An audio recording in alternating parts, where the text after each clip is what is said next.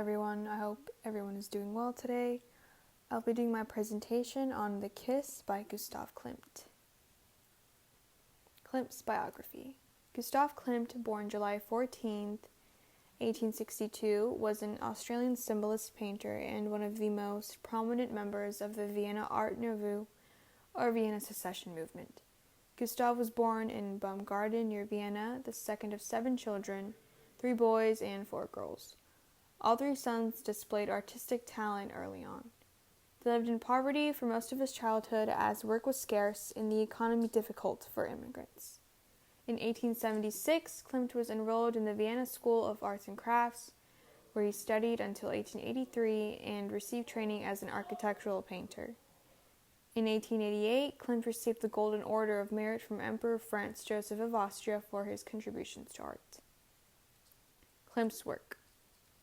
In 1892, both Klimt's father and brother Ernst died, and he had to assume financial responsibility for his father and his brother's families.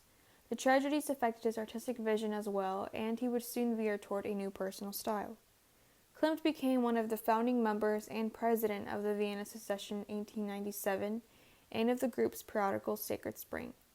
In 1894, 3 paintings, Philosophy, Medicine, and Jurisprudence, commissioned to decorate the ceiling of the Great Hall at the University of Vienna, were criticized for their radical themes and material, which was called or deemed as pornographic, and there's an example here on the left.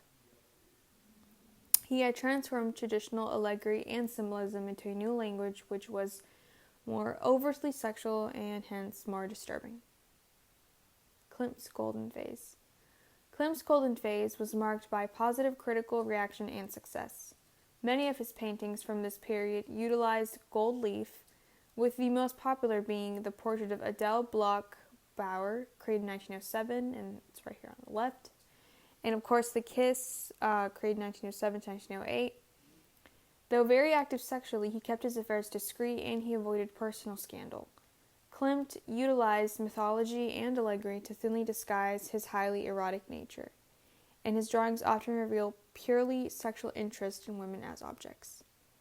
His models were routinely available to him to pose in any erotic manner that pleased him, with many of them being prostitutes. Klimt's later life, death, and style.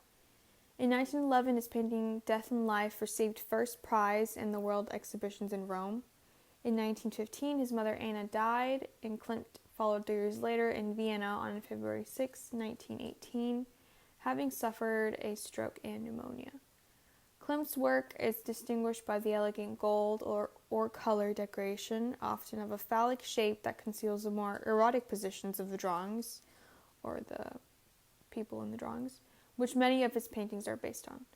One of the most common themes Klimt utilized was that of the dominant woman, the femme fatale.